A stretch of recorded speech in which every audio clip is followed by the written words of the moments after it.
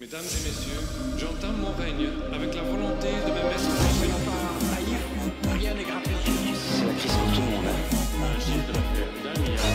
Il y a une urgence économique. Et maintenant, dans les 60 plus grosses sociétés, le traitement miracle n'existe pas. C'est potentiellement cancérigène. Il y a des centaines de produits chimiques. C'est une sorte de pression inacceptable sur le monde. Compris sur l'étiquette. Viande de bœuf. Savez-vous vraiment ce que vous mangez? Je ne veux plus, dans notre pays, Je ne vous cache pas un réel malaise. Bonsoir à toutes et à tous. Armes, drogues et alcool sont au programme de Questions à la Une ce soir. Voici notre sommaire. Les armes à feu font régulièrement la une de l'actualité. Mais sait-on combien de Belges en possèdent et surtout sont-elles contrôlées correctement? L'alcool est omniprésent dans notre vie. C'est la seule drogue dure socialement acceptée, voire même recommandée. Comment en est-on arrivé à cette aberration pour la santé? Enfin, enquête sur les nouvelles drogues de synthèse qui font des ravages parmi les jeunes. On n'a jamais autant parlé d'armes à feu depuis les attentats. Charlie Hebdo, Paris, Bruxelles, à chaque fois, on évoque les armes de guerre détenues illégalement par les terroristes. Mais dans l'enquête qui va suivre, nous allons aussi nous intéresser aux armes que les citoyens conservent chez eux. En Belgique, 780 000 armes sont enregistrées officiellement, mais les experts estiment que notre pays compterait autant d'armes illégales. Des armes oubliées, cachées ou volées. Des chiffres inquiétants qui ont poussé notre journaliste Daniel Welter à enquêter pour répondre à cette question. Les armes, un business comme un autre ?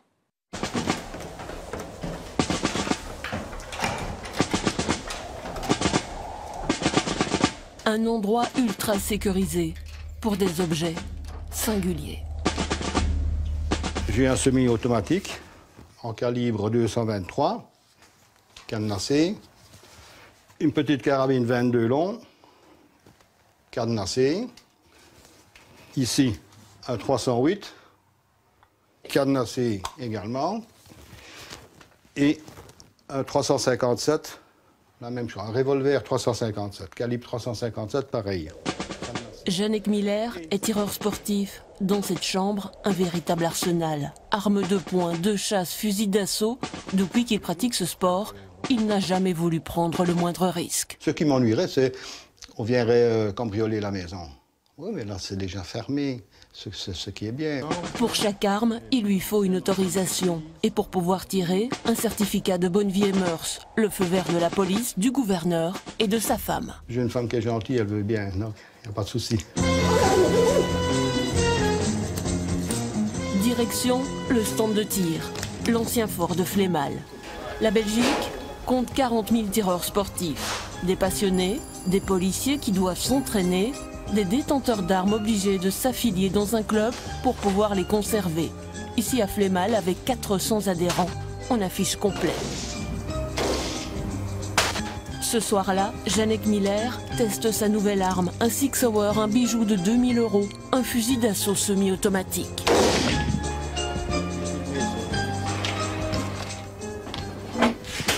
Elles sont toutes trop bas. Vu qu'elle est neuve, je dois encore régler la visée. Un fusil d'assaut type Kalachnikov dans un stand de tir, nous sommes interpellés. En fait, si le fusil d'assaut full automatique est interdit, le semi-automatique est autorisé et on nous invite d'ailleurs à le tester. Ce sera un modèle proche de la R15, l'arme utilisée dans la tuerie d'Orlando. Très derrière.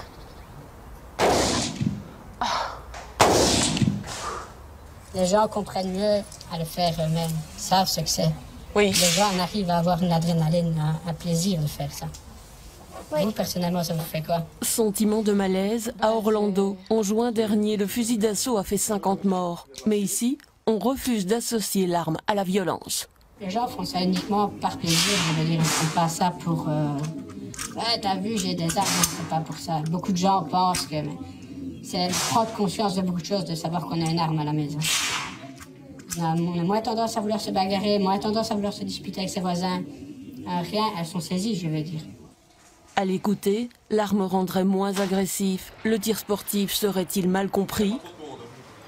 Il est vrai que les attentats n'ont pas amélioré l'image des armes, et encore moins celle de leurs détenteurs. C'est pour faire du résultat ici, ce n'est pas pour aller tirer en rue. On est loin de l'image du cow-boy. Pas des cow-boys, seulement des sportifs. Mais qui détient véritablement les armes en Belgique? Si vous voulez, faisons de la pétanque à feu. Sous quelles conditions? Un chasseur qui n'est pas en règle, ça n'existe pas. Comment sont-elles contrôlées? Ici, on bricole. Quel type d'armes? Se procurer, par exemple, une Kalachnikov, non, ce n'est pas facile du tout. Les armes, c'est comme la drogue, il y en aura toujours, il y en aura partout. Combien d'armes en circulation? Le nombre d'armes illégales est impossible à évaluer, tout simplement parce qu'elles sont illégales. Depuis les attentats, elles semblent omniprésentes, en rue, à la télé. Mais au fond, comment se porte le marché? L'idée que les gens se font du marché de l'arme est une idée totalement fausse. Les armes, un business comme un autre.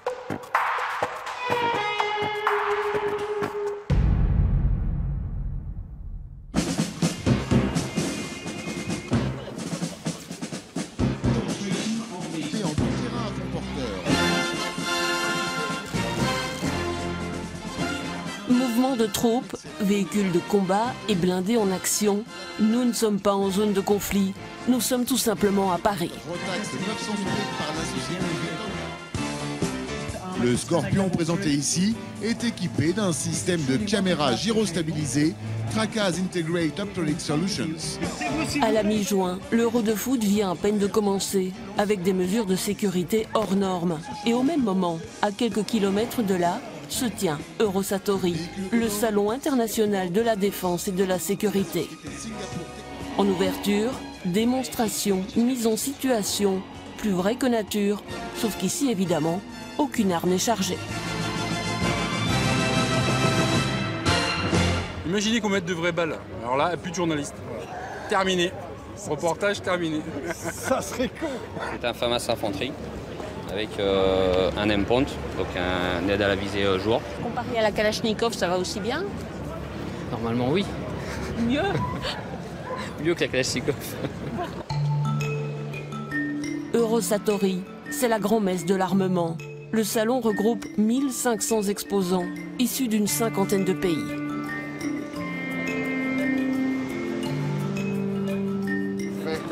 C'est un petit pistolet compact, une arme de poing très fiable. C'est la même Kalash que la russe, mais sans les désavantages du modèle d'origine. Ce fusil a un tout autre design que le AK-47 ou d'autres variantes. Pendant une semaine, 60 000 visiteurs s'y pressent. Plus de 200 délégations officielles, mais aussi des particuliers. C'est juste comme ça, juste pour regarder. Je suis un peu fanat des armes, donc du coup je viens pour voir un peu tout, et puis voilà. Je suis tireur sportif, amateur d'armes, oui, et responsable d'un centre de formation sur la gestion du stress. Il faut avoir des armes pour gérer le stress? Non, mais c'est mieux de savoir gérer son stress quand on a des armes. Nous y croisons notre tireur sportif de Flémal, séduit par une arme tchèque, la Scorpion. Ça c'est un beau fusil d'assaut, mais c'est un court. Des courtes distances, voilà. Regardez bien, en quelques secondes, il devient ambassadeur de la marque. Le fabricant lui offre une casquette pour en avoir parlé face caméra. Nous savons qu'il n'a dit que du positif à propos des armes que nous présentons ici. En fait, ici, c'est comme au salon de l'auto. Il faut y mettre le paquet. Niveau image, niveau marketing. Alors les fabricants sortent le grand jeu. Hôtesse, nouvelles tendances, nouvelles technologies. Des petits cadeaux. On vous promet du rêve, pour un monde plus sûr. C'est pas pour les terroristes, c'est pour les good guys, les braves gars, les policiers, les soldats. C'est pour notre sécurité. Personne n'est dupe, il y a toujours une solution. Votre jambe a explosé sur une mine? Voici le garrot révolutionnaire. Ceci est plus réaliste que tout ce que vous pouvez utiliser pour vous entraîner. L'armement et tous ses dérivés, c'est un marché colossal. Mais ici, on ne vous donnera pas de montant sous prétexte que rien ne se vend. Seul compte, les contacts. Non, moi je vais pas parler tant qu'il y a des micros. Allez. Alors j'arrête la visite. À l'image du ministre français de la Défense, les fabricants cultivent le secret. Ils n'aiment pas les questions qui dérangent. Ici, il faut éviter de parler de tuerie. Hier, là, à Orlando, il n'avait pas un fusil comme ça? Rien à voir. J'étais pas là-bas. Bah non, nous non plus.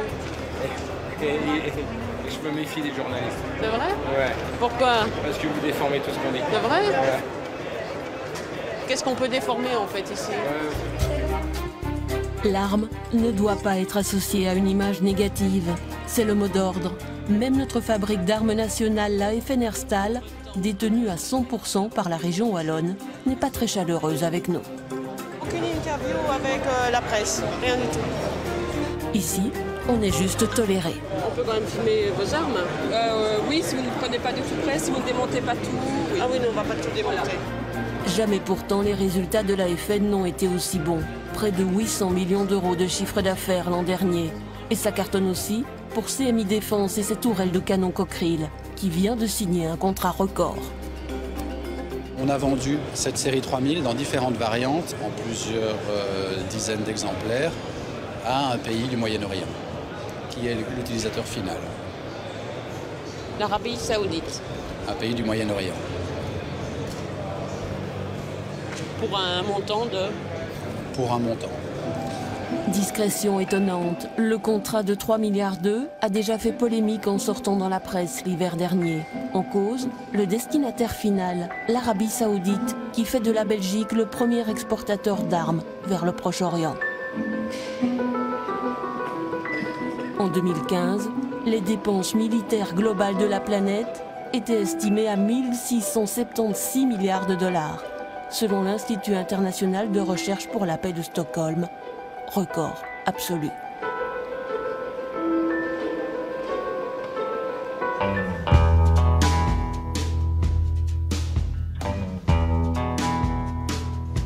Des armes produites par dizaines de milliers chaque année dans le monde.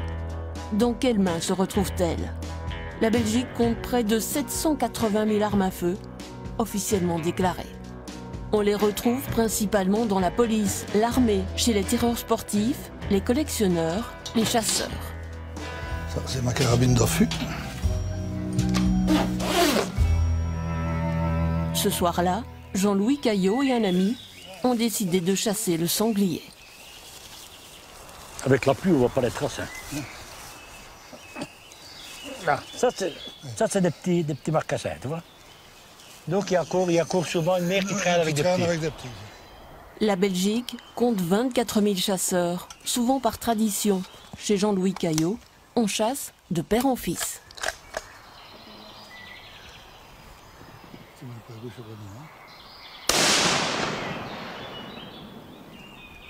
On n'est pas ici pour tuer, vraiment tuer. Hein. On chasse, nous. Hein. On régule aussi un petit peu, hein, parce qu'on croit toujours que le chasseur est un tueur, quoi, mais pas du tout. Hein. Ce sont les braconniers qui tuent. Nous, on chasse, quoi. Bien sûr, le tir, il ne faut pas se voiler la face. Hein. Ça tue. Donc c'est ça qu'il ne faut jamais appeler la chasse un sport. Un sport qui tue... En 2006, après la tuerie Hans van Temsch à caractère raciste en Flandre, qui fera 2 morts, la loi sur les armes est revue. Elle oblige dorénavant tous les détenteurs d'armes à la déclarer, à commencer par les chasseurs. Quand on a un permis de chasse, moi je ne suis pas d'accord. Bon, elles sont déclarées, de toute façon elles sont déclarées. Mais moi je ne vois pas pourquoi nous, chasseurs, on doit déclarer son arme. On sait bien qu'on en a, on est chasseurs, on a le permis de chasse. On sait bien qu'on a des armes. Hein. Depuis 2006, sauf pour certaines pièces de collection, tout détenteur d'armes à feu qui ne les déclare pas est hors la loi. Or, pour pouvoir en détenir, il faut un motif légitime. La chasse, le tir, la collection, sans quoi il faut la porter à la police pour destruction. Depuis 2006, 200 000 armes auraient ainsi été détruites. Efficace pour diminuer la criminalité, la loi est-elle bien respectée? Nous avons pris rendez-vous dans une armurerie liégeoise, une des rares qui a accepté de nous recevoir. Premier constat, la loi n'est pas forcément bien connue du public. Cette dame est venue acheter une arme à blanc. Celui-ci. Oui, je dois sortir de chez moi à 5 h du matin et il y a des gens pas toujours très fréquentables en ville, donc voilà, pour faire fuir. Même avec une arme à blanc en vente libre, une arme qui ne tue pas, il y a des règles à respecter. C'est en vente libre pour garder à la maison, mais pas pour prendre sur la voie publique. Donc là, vous êtes carrément en tort, selon la législation belge. Bon, ça, je ne la prendrai pas sur moi, parce que si je la prends sur moi, c'est moi qui va avoir des ennuis. J'ai pas envie de me retrouver au commissariat à 5 h du matin. On a des ennuis, madame aurait des ennuis. Ça va? La Belgique interdit toute arme de défense. Quand c'est des clients qui veulent une arme pour se défendre, malheureusement en Belgique, il n'y a rien qui est vraiment en vente libre, comme le pepper spray, les bombes lacrymo, les tasers, c'est prohibé carrément en Belgique. Quand ces personnes-là me demandent « oui, mais comment est-ce que je dois faire pour avoir une arme réelle ?» je les arrête directement parce que je sais bien que ce n'est pas dans le but pour faire du tir de loisir, que c'est peut-être pour leur défense, et une arme réelle n'est pas faite pour tirer en tant que défense, c'est pour tirer dans un club en tant que loisir. Donc dans la tête des gens, on peut se procurer une arme facilement. Je pense, mais on n'est pas aux États-Unis. Autre conséquence du durcissement de la loi, les armeries vendent moins d'armes à feu réelles qu'avant. Ici, madame, donc je n'ai qu'une vitrine en armes réelles. Là, j'ai tout ce qui est carabine PCP avec une barre d'air à plomb. Ici, c'est toutes les répliques d'airsoft, les petites billes en plastique. Surprenant, l'essentiel du stock se compose de répliques, d'armes factices, d'armes à plomb ou à blanc. Les demandes d'autorisation pour armes réelles plus longues et plus compliquées semblent en avoir découragé plus d'un. Et là, j'ai tout ce qui est carabine à plomb, comme on retrouve aussi sur les stands de fêtes foraines, avec des petits plombs en calibre 4,5. Toutes les armureries sont-elles aussi respectueuses de la loi? En caméra discrète, nous avons voulu faire le test chez 2 concurrents. J'aimerais bien une petite arme de poing.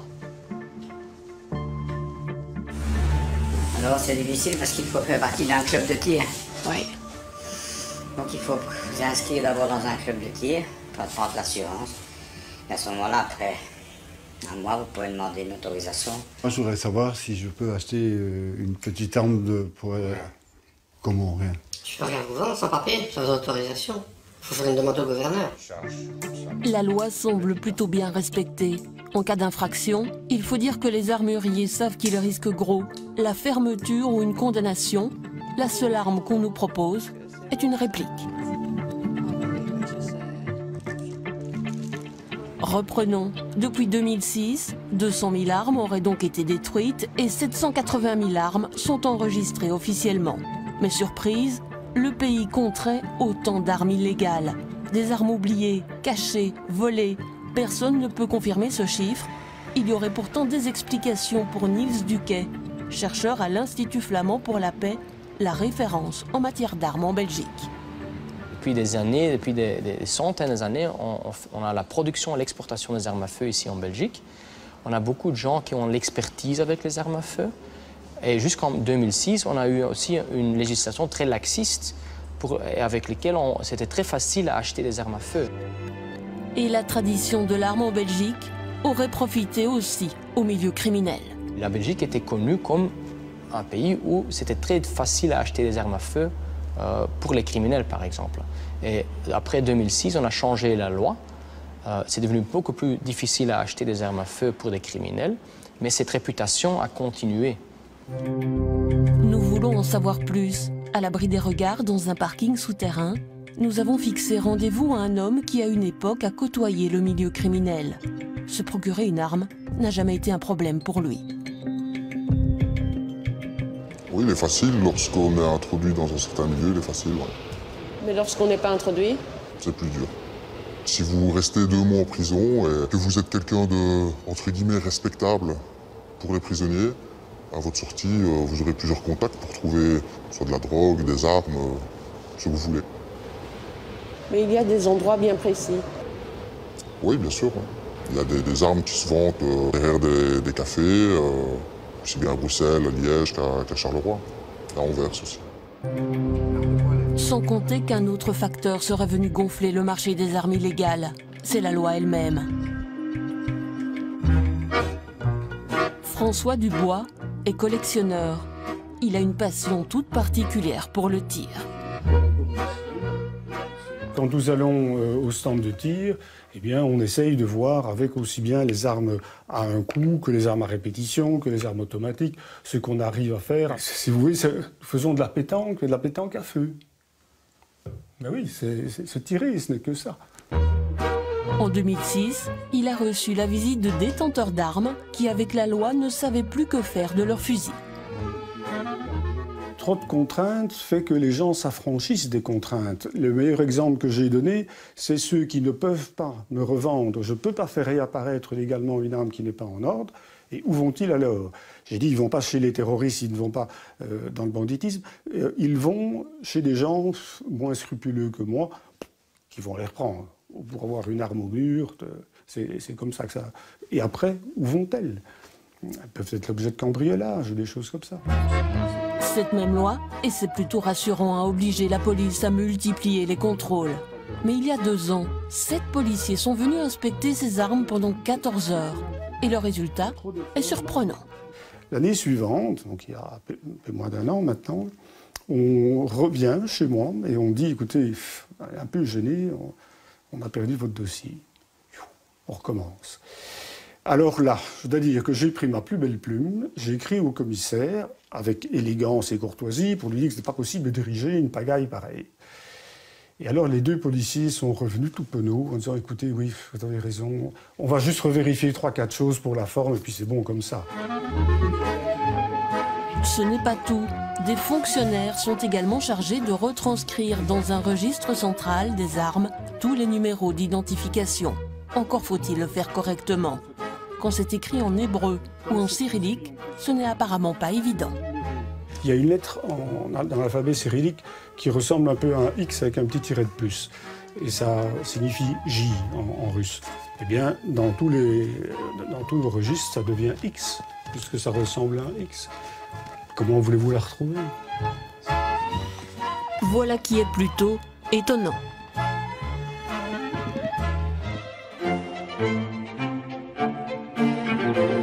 La loi de 2006, qui a durci la législation sur les armes, aurait-elle des ratés? Nous décidons d'aller voir le plus grand collectionneur d'armes du pays, l'État. C'est le musée royal de l'armée situé au Cinquantenaire à Bruxelles. Il détient pas moins de 15 000 armes, dont une provient du roi Albert II. Comme tous les citoyens du pays, lui aussi a dû déclarer ses armes. Il a préféré céder celle-ci au musée. Alors voilà, en 2006, on est contacté par le palais pour nous offrir cette carabine FN Takedown qui a appartenu à Albert lorsqu'il était encore prince de Liège. Très belle petite carabine. Ce jour-là, le conservateur reçoit un de ses amis, un ancien commissaire de police. Les 2 hommes sont très critiques vis-à-vis de la loi de 2006 et de celles qui ont suivi. Car à chaque tuerie, à chaque incident, la loi est réajustée. Exemple en 2013, après la tuerie de la place Saint-Lambert à Liège qui a fait 5 morts. Quand on pense l'affaire Arhamni à Liège, voilà une personne qui tire dans la foule et lance des grenades avec des armes automatiques totalement illégales. Et quelle est la réaction qui est prise? On supprime la liste des armes en vente libre. Mais aucune de ces armes n'a été utilisée ce jour-là. Une fois encore, on s'est trompé de cible. Il faut œuvrer, il faut travailler sérieusement et pas chaque fois sous le coup de l'émotion. Pas chaque fois parce qu'on peut gagner éventuellement quelques voix aux prochaines élections ou on risque éventuellement de perdre quelques voix aux prochaines élections. C'est pas comme ça qu'on doit travailler. Dans la foulée de la nouvelle loi de 2013, 660 armes anciennes de collection jusque-là en vente libre seront soumises à autorisation. Le commissaire écrira même un livre pour aider la police à s'y retrouver. Même s'ils ne l'avouent pas, mais ils l'ont dans leur poche, cet ouvrage, quand ils font les bourses et quand ils vont faire leurs perquisitions. C'est évident. Dorénavant, pour les armes de collection, c'est la date de fabrication qui compte. Oui, voilà par exemple un revolver Saint-Étienne, calibre 8 mm. C'est le modèle 1892. Or, la date pivot de la loi, c'est 1895. Donc ce revolver a été fabriqué en 92, 93, 94. Ces modèles-là, ces armes-là, qui ont eu la chance d'être fabriquées durant ces 3 premières années, sont en vente et détention libre. Par contre, celui-ci, totalement identique, qui a été fabriqué en 1922, il est soumis à autorisation. Quelle est la différence avec l'autre? Aucune. Cette loi n'est plus applicable telle qu'elle est aujourd'hui. Elle est trop compliquée pour tout le monde. Elle est trop compliquée pour l'honnête citoyen, bien sûr, mais pour les gens de terrain que sont les policiers et également pour les magistrats. Les avocats ne s'y retrouvent même plus. La police fédérale n'a pas souhaité nous accorder d'interview sur les armes. Du côté des magistrats, c'est le président du tribunal de Bruxelles qui nous reçoit au greffe, là où on enregistre tout PV et pièces à conviction. Les données de chaque objet qui entre au palais de justice sont en principe minutieusement encodés dans un ordinateur. Et donc là c'est transmis par les machines. Oui, ça je... Surprise, l'exercice en apparence plutôt simple peut se révéler compliqué. Les systèmes informatiques ne datent pas d'hier, mais surtout ils ne communiquent pas forcément entre eux. Plutôt gênant quand on voit les objets enregistrés. Ils pourraient communiquer et ils sont pleins de bonnes intentions. Le problème, c'est que techniquement, ça ne marche pas. Le système informatique d'encodage au niveau de la police n'est pas compatible avec le nôtre, ce qui veut dire qu'il faut refaire l'opération au moment du dépôt du greffe. Ici, on bricole. Ce qui peut poser un problème, parce qu'une arme peut être déposée dans un autre arrondissement, elle peut éventuellement avoir un lien avec une arme qui est déposée ici, et ça, le système ne permet pas d'établir ce lien. Manque de communication informatique entre parquets et entre la justice et la police. Interpellant, surtout quand il s'agit d'armes de chasse, mais aussi d'armes de guerre. C'est sûr que d'avoir des militaires en rue, c'est bien, mais savoir qu'il suffit d'introduire un numéro d'identification d'une arme dans un système pour tout de suite voir les ramifications ou les liens qui peuvent être faits au départ de l'arme serait une avancée considérable. En attendant, c'est le milieu criminel qui profite de ce manque de moyens, tout comme il profite des failles de la loi. Exemple parmi d'autres, les chargeurs de fusils d'assaut sont en vente libre en Belgique. Et ça, c'est un des trous peut-être dans le contrôle sur les armes à feu. Les fusils automatiques sont interdites, mais tu peux encore acheter des semi-automatiques et tu peux aussi acheter des chargeurs, plein de chargeurs. Lors des attentats de Bruxelles, des terroristes se sont procurés des chargeurs de Kalachnikov en toute légalité. Les armes, elles, provenaient de l'Est. Moi, je connaissais quelqu'un qui achetait des Kalachnikov à 50 € pièce dans les pays de l'Est et qui les ramenait via une voiture propre, donc une voiture louée. Et ça passait comme dans du beurre. Les criminels utilisent les frontières nationales contre nous. Et ça veut dire que si on doit faire quelque chose, si on peut faire quelque chose contre ça, ça veut dire qu'on doit travailler ensemble en Europe. C'est pas seulement le problème belge.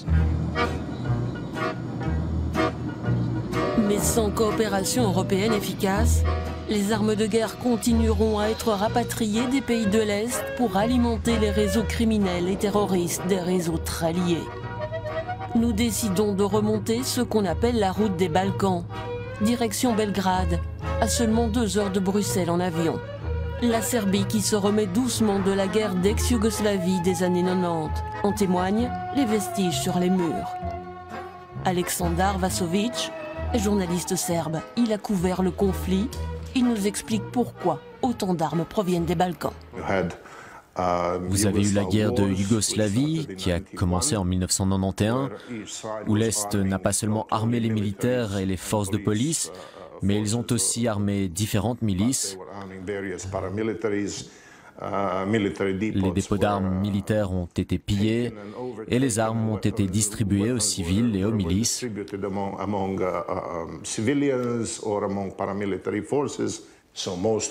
Donc la plupart de ces armes se sont retrouvées chez des privés qui les ont écoulées une par une en dehors du pays. Toute la région des Balkans est concernée, mais difficile de chiffrer le nombre d'armes illégales. Le nombre d'armes illégales est impossible à évaluer, tout simplement parce qu'elles sont illégales. Et la police estime qu'elles sont partout dans le pays, entre 90 000 et 200 000 pièces détenues de manière illégale.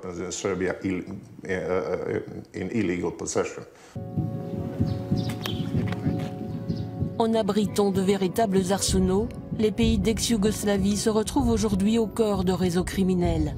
Des réseaux bien organisés qui acheminent discrètement, mais régulièrement des armes jusqu'en Belgique. Ce sont surtout des fusils d'assaut. Ce jour-là, nous avons rendez-vous avec un vétéran, un nostalgique de ce type d'armes.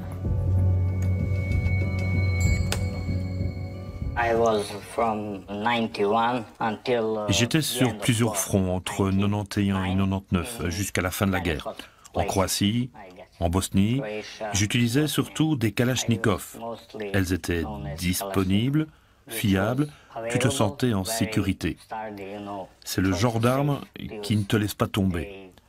Il suffisait d'avoir suffisamment de munitions et nous en avions suffisamment. À la fin du conflit, il nous confirme qu'une partie des armes utilisées se sont volatilisées. C'était surtout les hommes qui n'étaient pas des soldats professionnels, ils ont ramené les armes chez eux et certains les ont vendues parce que c'était la crise et qu'ils avaient besoin d'argent. Combien se vendent-elles? Entre 250 et 1000 euros pour une AK-47 et vous auriez même des munitions. Mais elles seraient en mauvais état. Les armes, c'est comme les femmes. Il faut s'en occuper, les amener au cinéma ou au restaurant. Si vous ne prenez pas soin de votre arme, elle ne fonctionnera pas.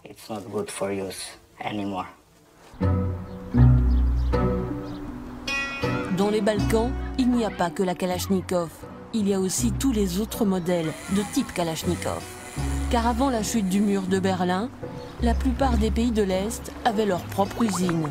Ici en Serbie, elle existe toujours et c'est Zastava, l'un des fleurons de l'industrie serbe aujourd'hui encore. Créée en 1853, elle est située à Kragujevac, à 1 heure de Belgrade. L'usine occupe 2000 employés, mais pour cause de secrets industriels, nous ne verrons que le musée. Une large partie du développement des armes s'est faite ici. Au mur, une photo dédicacée d'un visage tristement célèbre, Mikhail Kalachnikov, l'inventeur de l'arme qui porte son nom. À côté, des M70, des fusils d'assaut des années 80 utilisés lors des attentats de Paris. Le patron de l'usine nous attend pour en parler. Avec cette étrange entrée en matière, les affaires marchent plutôt bien et il s'en excuse. Je suis désolé.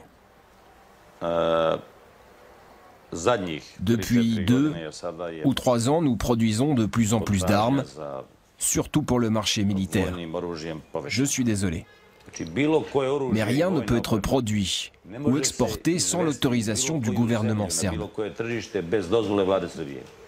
Compliqué pourtant, car une partie de ces armes se sont retrouvées dans les mains des terroristes. À Paris, on a retrouvé le même pistolet que celui qu'on exporte aux États-Unis.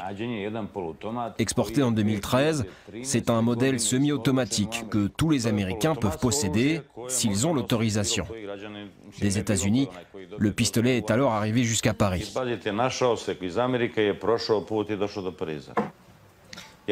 Mais je l'ai dit à tous vos collègues dans le monde. Il est faux de dire que la Serbie et Zastava fournissent des armes aux terroristes.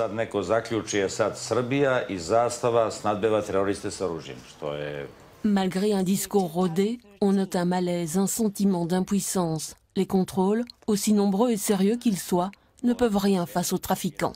On peut contrôler du mieux qu'on peut, mais il ne faut pas oublier qu'une guerre n'est pas menée par des armes, mais par les gens qui les détiennent. Au moins 7 armes de Zastava ont été utilisées ou découvertes lors des attentats de Paris en novembre dernier. Des armes anciennes, issues de la guerre en ex-Yougoslavie, mais aussi des armes plus récentes. Mais Zastava n'est pas la seule entreprise dont les armes se retrouvent dans les mains des terroristes. La FN Herstal aussi, mais ses responsables n'ont pas voulu nous recevoir. À Belgrade, nous décidons de rentrer en Belgique en bus pour tester les contrôles aux frontières. Dans notre sac, nous déposons une arme factice, un jouet. Notre bus quitte Belgrade pour la Croatie, puis la Slovénie. Il emprunte la fameuse route des Balkans, la route des trafiquants. Premier ralentissement, à l'approche de la frontière serbo-croate. Des dizaines de camions attendent sur le bas-côté. Des gardes des postes frontières y recherchent des migrants. Puis ce premier contrôle. Pour quitter la Serbie, un policier vient chercher nos passeports. Il nous les rendra 5 minutes plus tard. Rien à signaler. Certains coffres sont contrôlés, de manière aléatoire. 500 mètres plus loin, nous entrons cette fois en Croatie. On nous demande de sortir du bus pour présenter nos papiers. Pendant ce temps, la soute est contrôlée une nouvelle fois, sommairement. Avant notre départ, un policier monte à bord. L'ambiance est plutôt détendue. La veille, la Croatie a battu l'Espagne à l'Euro de foot. Que cherchez-vous? De l'alcool et des cigarettes. De l'alcool, des cigarettes, aucune question sur les armes. Nous reprenons la route. Prochaine étape, la frontière slovène. Nous nous préparons à un contrôle plus approfondi car nous entrons dans Schengen. À la frontière, on nous demande de descendre du bus pour vérification des passeports. Les soutes sont ouvertes, mais pas nos bagages. Notre voisin se moque de ce genre de contrôle qui, à ses yeux, ne sert à rien.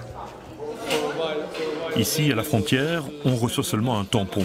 J'en ai tellement que j'ai dû changer de passeport parce qu'il était plein de tampons. Nous reprenons le bus. On s'attendait à des contrôles plus longs et plus sérieux. La route des Balkans est connue par la police pour véhiculer quantité d'armes de l'Est à l'Ouest. Dans le bus, on nous confie que les trafiquants préfèrent désormais la route vers l'Ukraine. Arrivés à Ljubljana, en Slovénie, nous quittons le bus après 8h30 de trajet. Jamais notre sac n'a été inspecté, notre arme factice est passée complètement incognito. Mais faut-il vraiment remonter la route des Balkans ou de l'Ukraine pour se procurer une arme? Peut-être pas. Nous sommes à la bourse aux armes de Sinaia, la bourse Militaria. 2 fois par an, elle rassemble 550 exposants. Et ici, les armes sont en vente libre. Il n'y a pas besoin de permis pour vous acheter une arme? Bah non, a priori non. Parce que ce sont des armes de collection. C'est des armes de collection, des armes de panoplie comme vous dites chez vous. Et je ne suis pas censé tirer ou tuer quelqu'un avec? Ah bah, la nature humaine étant ce qu'elle est, vous êtes seul responsable de l'utilisation que vous en faites, madame. Je pourrais quand même tuer quelqu'un avec. C'était fait pour, hein, ça reste des armes. Avec 12 000 visiteurs en un week-end, c'est l'une des plus grandes foires d'Europe. Et on y vient de loin, comme ces Russes qui ont fait le déplacement exprès. Dans ces grandes foires, évidemment que c'est très intéressant parce qu'on peut négocier les prix. Et en Belgique, on trouve les lois les plus libérales d'Europe pour la vente d'armes. Il y a beaucoup de modèles qui se vendent ici librement et qui ne se vendent pas en Allemagne. Drôle de réputation, car ici ce sont surtout des collectionneurs passionnés par le bel objet.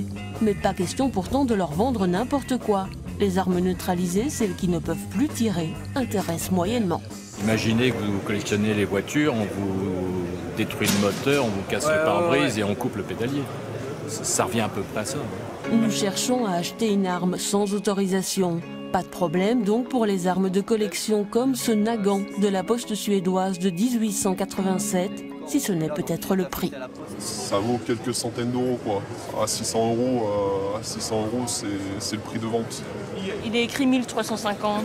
Oui, parce que c'est des prix qu'on affiche volontairement élevés. Mais c'est un business où il faut discuter. Faut marchander.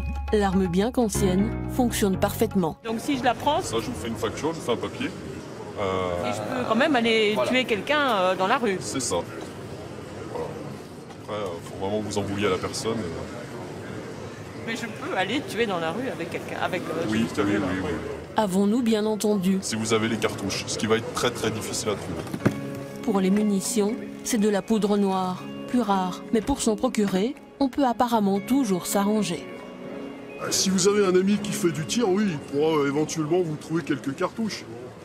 Mais la destination principale de ces armes, c'est la collection, c'est pas le tir.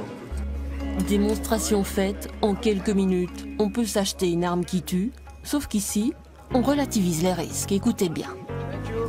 Elles peuvent être dangereuses. Comme une fourchette, autant qu'une fourchette. Voilà. La poudre noire, on peut quand même tuer avec la poudre noire. Avec un fer à repasser aussi, non? Si vous prenez un couteau de cuisine, vous allez pouvoir tuer votre mari. Vous voyez la nuance? Ça, c'est pareil, c'est la destination qu'on veut bien en faire. Ce qui est sûr, c'est que la police surveille de très près ce genre de bourse. Même si l'arme ancienne n'est pas la plus convoitée par les milieux criminels, l'endroit peut être le théâtre de trafic. Incontestablement, le marché des armes n'est pas un business comme un autre. Depuis 2006, depuis le durcissement de la loi, les ventes d'armes sont mieux encadrées. En revanche, la loi est plus complexe et ses failles profitent toujours aux criminels. Mais selon les statistiques, le nombre d'homicides et de suicides par arme à feu a diminué en Belgique. Pas de quoi pavoiser pour autant, il reste l'un des plus élevés d'Europe.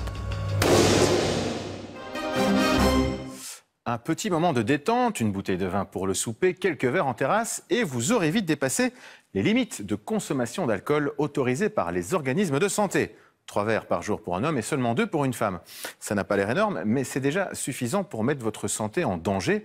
Car, qu'on le veuille ou non, l'alcool reste une drogue dangereuse, même si c'est une drogue légale, en vente libre, totalement banalisée, voire socialement favorisée. Alors, sommes-nous tous alcooliques? Voici l'enquête de Jacques Gray.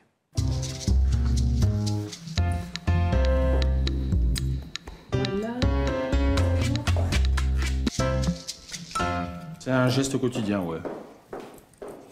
Au maximum tous les 2 jours, on va dire. Allez, mais on peut dire quotidien, ouais. C'est-à-dire avec chaque repas, vous ouvrez une bouteille? On apprécie, ouais. Alors je la mets entre les jambes, voilà. L'ouverture de la bouteille de vin. Un son tout simple mais tellement familier. C'est déjà en une seconde la promesse d'un moment de détente et de plaisir. La petite formule pour se rappeler.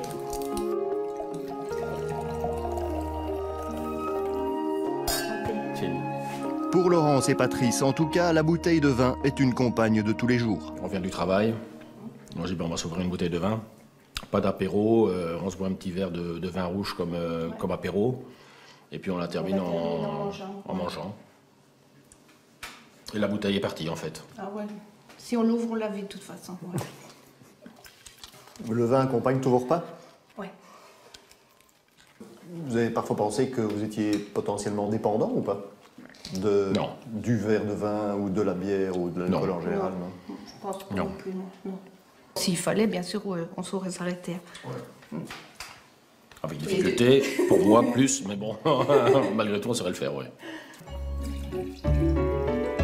C'est le deuxième est aussi bon que le premier. Hein. Comme Laurence et Patrice, bon nombre de Belges boivent de l'alcool tous les jours. Et en Belgique, on estime qu'une personne sur 10 a une consommation d'alcool dite problématique. Je veux plus en arriver où j'arrive plus à compter les bières. Parce que ça, moi, ça m'arrivait beaucoup trop souvent avant. Le seuil de 3 verres pour un homme et 2 pour une femme est celui au-delà duquel il y a une prise de risque.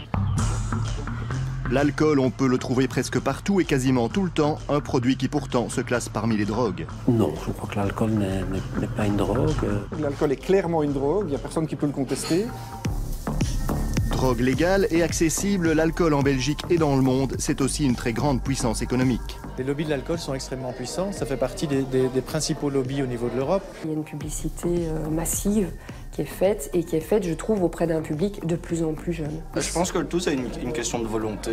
On n'est pas encore au stade d'alcoolique. Et si l'alcool a des effets réputés positifs? Je crois en tout cas qu'il n'y a pas de mal à boire une petite bière. La bière, ça conserve. C'est aussi un danger potentiel et un enjeu crucial pour les politiques de santé publique.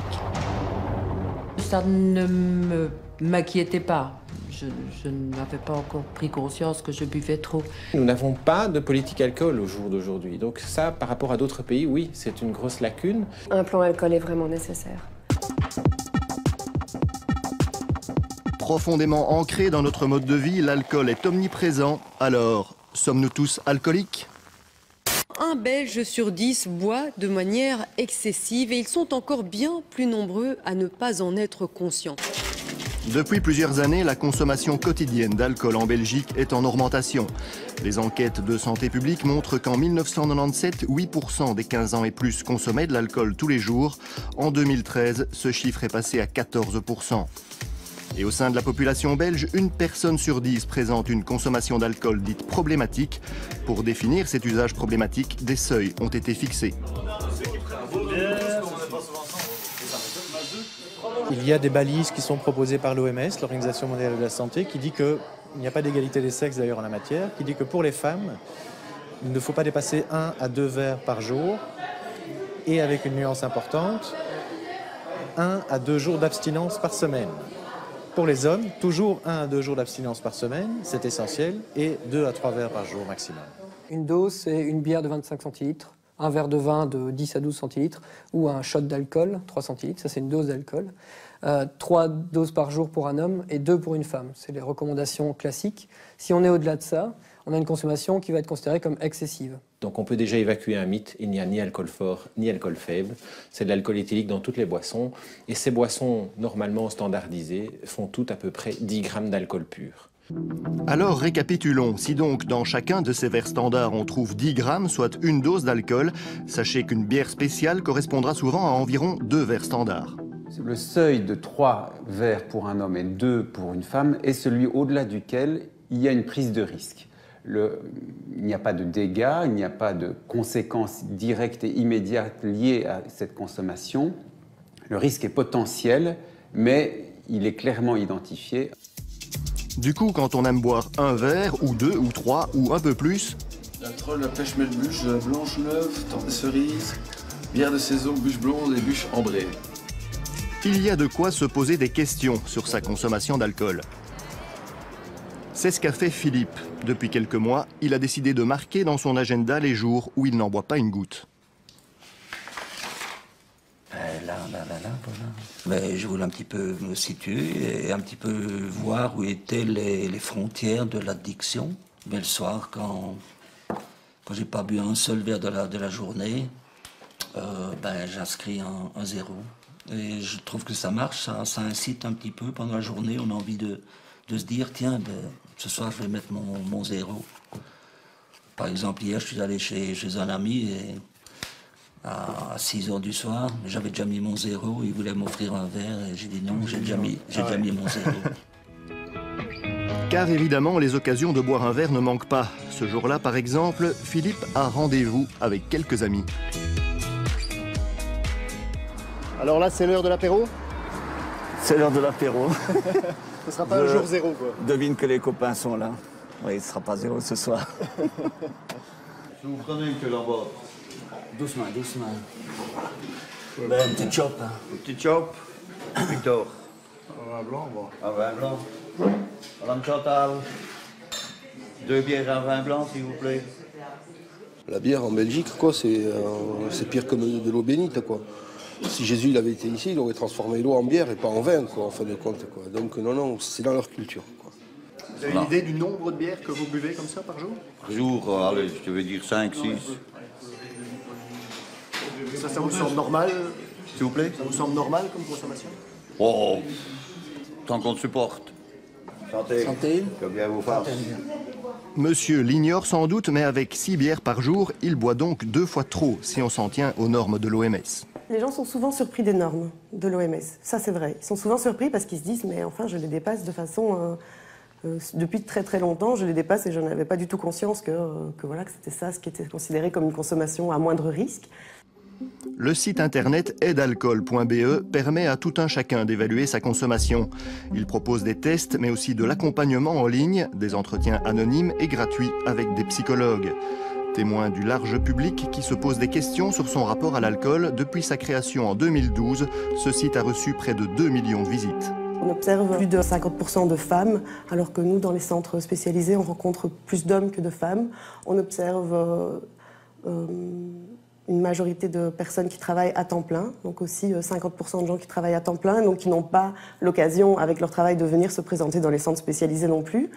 On observe aussi qu'il y a 50%, à peu près 50% des personnes qui n'ont jamais demandé d'aide. La preuve que bien souvent, on ne prend pas conscience d'une éventuelle surconsommation.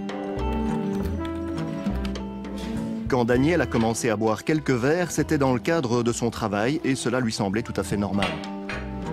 On organisait beaucoup d'expositions, de conférences, débats, etc. Et évidemment, il y avait les vernissages, il y avait le verre après la discussion. Et donc là, j'ai commencé à boire un petit peu plus régulièrement. Parfois sans problème, sans excès. Puis à d'autres moments, malheureusement, je rentrais à la maison un peu éméchée. Mais bon, je vais dire que ça ne me m'inquiétait pas. Je n'avais pas encore pris conscience que je buvais trop.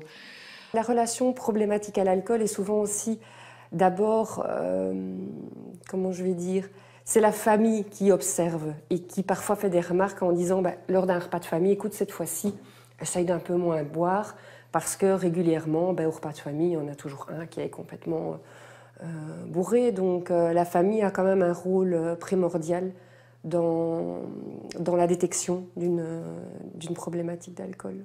Dans ma famille, on a toujours bu, raisonnablement, à l'occasion de repas de famille, etc.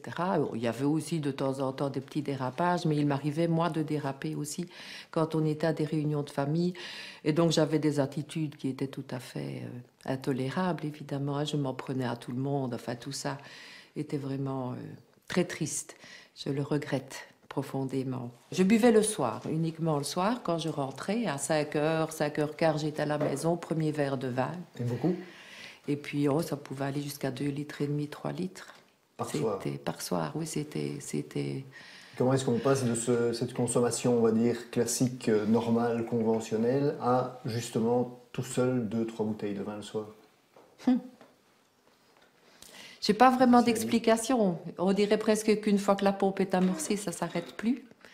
Peut-être que si j'avais pu résister au premier verre, j'aurais pas bu les suivants, mais dès que le premier était parti, et à ce moment-là, ça va très vite. Mais évidemment, le problème de toute drogue, c'est qu'on a tendance à augmenter les doses au fur et à mesure. Et donc, ce qu'on voit assez régulièrement, c'est que des personnes arrivent à un moment à respecter ces doses, mais augmentent petit à petit. Ça arrive souvent au cours de la vie adulte, et finissent par dépasser largement parfois ces doses. Donc c'est souvent quelque chose d'insidieux, mais une consommation qui va augmenter petit à petit, en dépassant les normes, en arrivant finalement à des choses très excessives. L'alcool est donc bel et bien répertorié comme une drogue, et comme toute drogue, l'alcool peut donc aussi parfois avoir des effets, disons, hallucinants. Il y a deux caractéristiques à un produit qui en fait une drogue ou non. C'est d'une part que ça peut engendrer une dépendance, ce n'est pas systématique, mais ça peut engendrer une dépendance, et deuxièmement que ça modifie la perception de notre environnement. Et l'alcool, clairement, peut engendrer une dépendance et peut modifier la perception de l'environnement. Et d'ailleurs, cette deuxième raison, c'est souvent pour ça qu'on le consomme. Différentes études ont montré qu'effectivement, en termes de toxicité sur les organes du corps, l'alcool était beaucoup plus toxique qu'à peu près toutes les drogues illégales et attaque plus d'organes, le cerveau, le foie évidemment, l'estomac et le système nerveux central en général. Et donc c'est un produit assez toxique, oui. La dangerosité pour la personne et pour la société est importante, donc elle rentre dans les critères qu'on donnerait à des drogues comme la cocaïne ou l'héroïne en termes de dangerosité. Sans parler du risque d'overdose, puisqu'on parle souvent des risques d'overdose mortels avec les drogues, l'alcool se classe dans les drogues pour lesquelles il y a le plus grand risque d'overdose mortelle. Julien, François et Sébastien ont 25 ans et comme beaucoup de jeunes, ils ont déjà été confrontés à ces dangers liés à la surconsommation d'alcool. Je veux plus en arriver où j'arrive plus à compter les bières. Parce que moi, ça m'arrivait beaucoup trop souvent avant. Et enfin voilà, après je devenais ingérable. Ouais, t'as pas de souvenir de ça en plus des fois. Et ouais, la plupart du temps j'ai pas de souvenir, c'est mes amis qui me le rappellent, ou alors je dois le voir sur mon histoire Snapchat le lendemain. Et je vois toutes les conneries que j'ai fait, je regarde mon histoire et je suis là. Voilà, qu'est-ce que j'ai encore foutu. Ça m'a déjà arrivé une fois aussi à coma éthylique et franchement à refaire, je crois que j'ai plus bu pendant 6 mois après. Ouais, franchement ça m'a bien calmé. Ouais. Vous vous souvenez quand vous avez pris votre premier verre d'alcool? Oh ouais. Ah oui. ouais. Il va avoir 12 ans. Les bières traînées, rester ça dans le fond. Il faut essayer vu que les parents le font. C'est ça aussi, on est petits, les adultes le font tous, c'est l'ex-face. Pour moi, c'est pas un exemple de boire de l'alcool, mais vu que nos aînés le font, je vois pas pourquoi je ne le ferais pas. Tout le monde sait qu'à Noël, même l'enfant qui a 10 ans, qui voit ses parents depuis des années boire la flûte de champagne, on lui fait une petite flûte, mais on lui fait quand même une petite flûte. Dès l'enfance, c'est tout notre environnement social et culturel qui baigne dans l'alcool.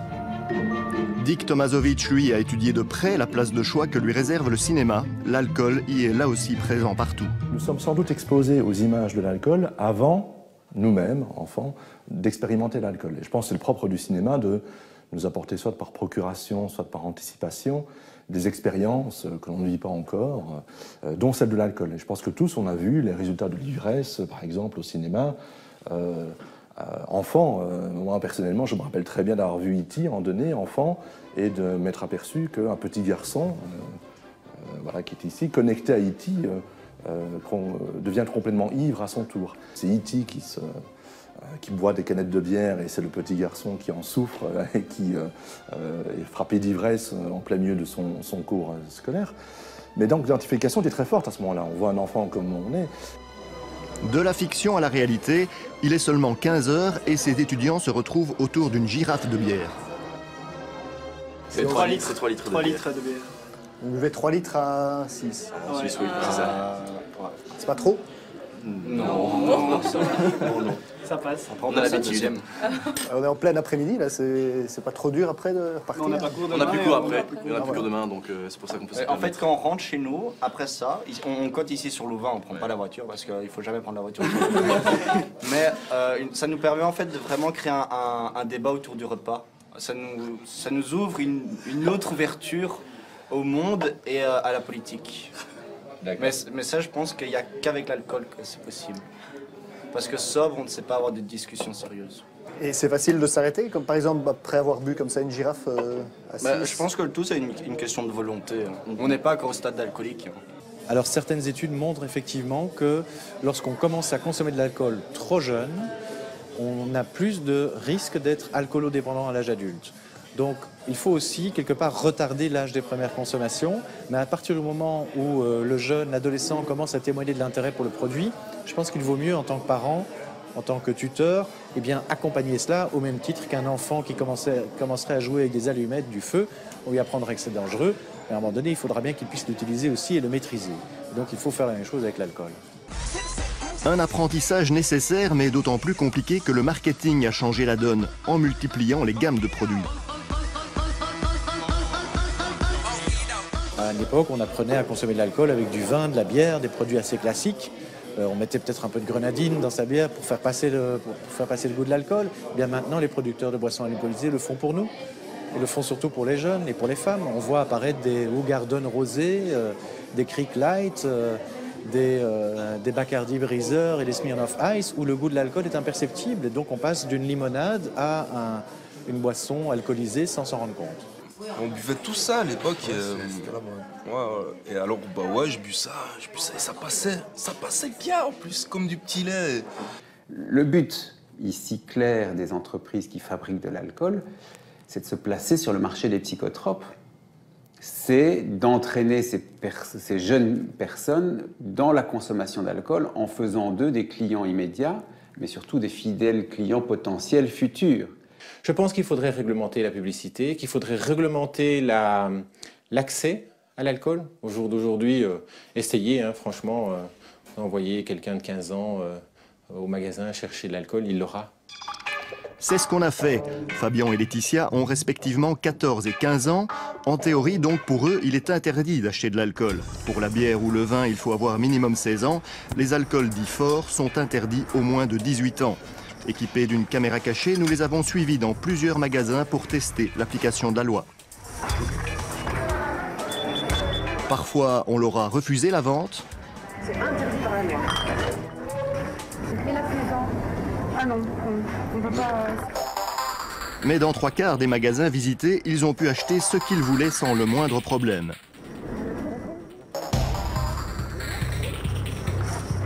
Même, comme ici, de la vodka. Et 2 heures plus tard, voilà le résultat de cette tournée des commerces. On vous a demandé une pièce d'identité pour vérifier l'âge parfois? Non, aucune. Sur les 8 fois, non. Ils n'ont rien demandé.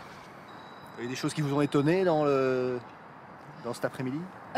Oui, pour la bouteille de vodka, on nous a pas refusé, donc c'était facile de l'acheter. Oui. On nous a rien demandé, pas l'âge, rien. Aujourd'hui, plus personne ne sait à qui on peut vendre quoi. Donc il faut clarifier cette législation de manière à la rendre plus simple. Une fois qu'on a une loi plus simple, c'est plus facile de faire de l'éducation. Et c'est plus facile aussi de convaincre notamment les commerces de respecter cette législation, qui aujourd'hui d'ailleurs n'est absolument pas respectée. L'alcool serait-il au-dessus des lois? Ses pleins pouvoirs lui valent en tout cas de se retrouver en vente vraiment partout en Belgique. Trouver de l'alcool à la sortie de l'autoroute, à la pompe à essence, c'est un non-sens, quoi. On dira que c'est pour que les passagers puissent boire pendant que Bob conduit, et Bob, ce jour-là, il prend la route de Düsseldorf. Le salon Provine de Düsseldorf, c'est le temple du commerce des vins et des spiritueux. 6000 exposants, 50 000 visiteurs en 3 jours, une des plus grandes foires commerciales en Europe. C'est un peu comme le salon d'auto comme on connaît à Bruxelles, c'est les nouveautés, il y a un nouveau modèle, il y a un nouveau vin, un nouveau cépage. On a whisky, vodka, tequila, des nouveautés, brandy, des liqueurs. Tout ce qui est exotique, pisco, tequila, cachaca. Donc maintenant, cachaca avec les Jeux olympiques de Brésil. Donc il y a certainement les grandes surfaces qui vont jouer là-dessus. L'événement Bordeaux, c'est 4 milliards d'euros de chiffre d'affaires et 2 milliards d'euros à l'exportation. Donc un salon comme Provine est un salon important puisque quasiment la moitié de notre chiffre d'affaires se fait à l'exportation. Ici, c'est un défilé incessant de verres et de bouteilles. On boit, on déguste et surtout on parle affaires et gros contrats.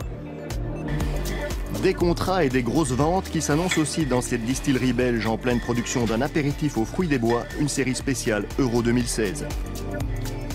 Ça fait vendre plus le fait d'associer notamment à l'événement sportif?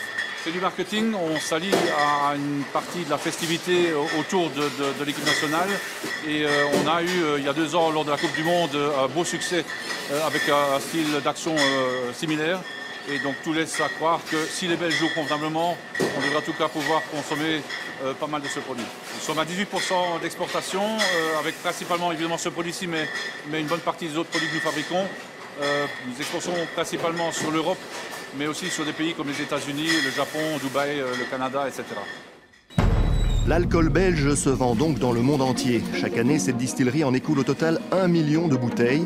Une production qui n'est d'ailleurs qu'un échantillon de l'ampleur du marché des vins et des spiritueux en Belgique. Le secteur de vins et spiritueux représente tout de même une valeur ajoutée de 2,6 milliards d'euros pour l'économie belge. Ceci se reflète dans un niveau d'emploi de 35 000, à la fois direct qu'indirect. Et du côté de l'industrie de la bière, quand on parle chiffres, ça mousse et ça mousse encore plus. La valeur économique ajoutée du secteur brassicole en Belgique est à plus de 1% du produit intérieur brut. Donc ça concerne plus ou moins 4 milliards d'euros, donc c'est très important. Plus de 50 000 emplois directs et indirects. Dans l'économie belge, l'alcool, c'est donc au total plus de 6 milliards d'euros et 85 000 emplois directs et indirects. Le secteur de l'alcool est un secteur très puissant.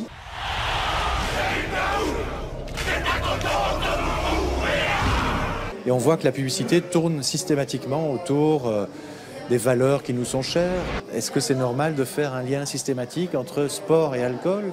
Est-ce que c'est normal de faire un lien systématique entre sensualité, séduction et alcool? Pour l'industrie de l'alcool, cependant, tout semble très normal au pays de la pub. Il faut dire que le secteur en Belgique s'est lui-même fixé les règles à suivre en matière de publicité. C'est une forme d'autorégulation qui, d'année en année, démontre que ce système marche bien.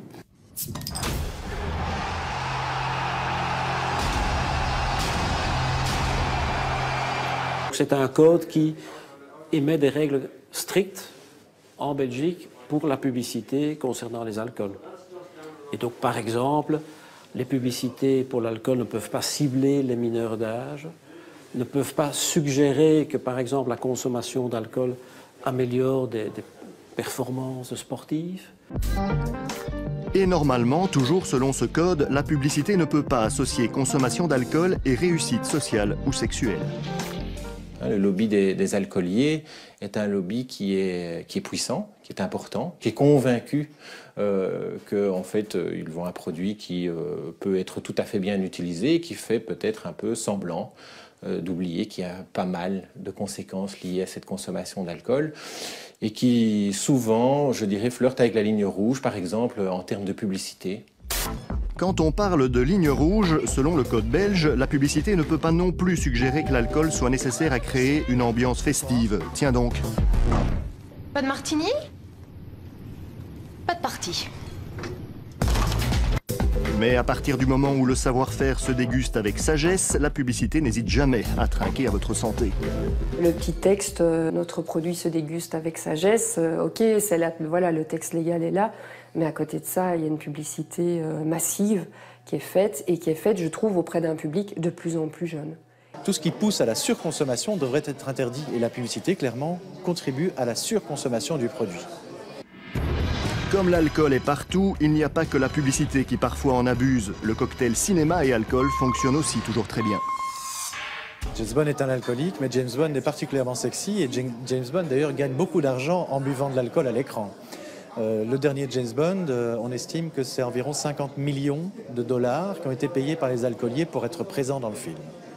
Ça, c'est du placement de produits. C'est du placement de produits, et c'est évidemment d'une efficacité redoutable. C'est relativement surveillé, mais pas trop, et donc ces placements de produits sont possibles.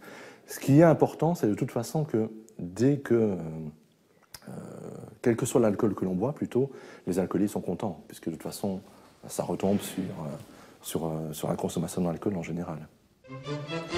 Au cinéma, à la télé, sur Internet, l'alcool est quasiment toujours un bon client. Le plus souvent, les personnages un peu imbibés ou carrément ivres font plutôt bien rigoler.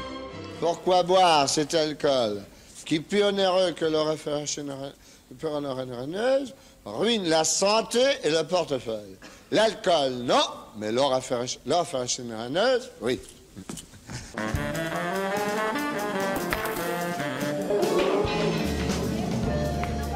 Même si pour Bourvil, l'alcool ruine la santé, pour beaucoup, boire un petit verre, ça ne peut faire que du bien.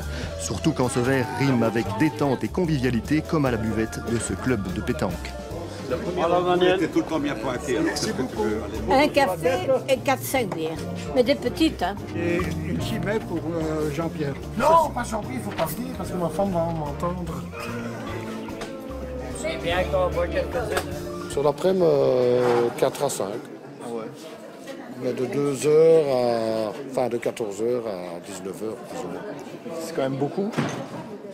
Mais non, le médecin m'a dit que c'était très bien. Ah. Non, si il c'est m'a une dit... prescription médicale. Un gros médecin. Il m'a dit non. C'est comme les vieilles personnes ont dit de boire 2 verres de vin rouge ou bien un petit cognac avant d'aller dormir. La bière, ça conserve. J'ai une grand-mère qui a bu ça jusqu'à 90 ans. L'idée que l'alcool c'est bon pour la santé est bien répandue. Du coup, l'industrie, elle, surfe sur cet argument pour valoriser ses produits.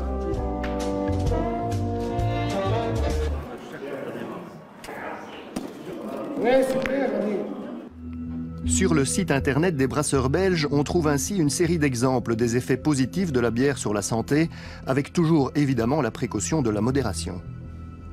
Bon, moi, je ne suis pas un médecin, mais c'est vrai qu'il y a eu des études qui sont arrivées à ces conclusions-là. Donc, c'est pas un peu exagéré de ça, de faire la promotion de bière en tant que produit pour la santé, sachant que les gens ne peuvent pas quand même trop en abuser? Non, c'est pas faire de la promotion de la bière en fonction de la santé, mais je dirais c'est casser peut-être certaines perceptions que la bière pourrait être mauvaise pour la santé s'il est consommé modérément.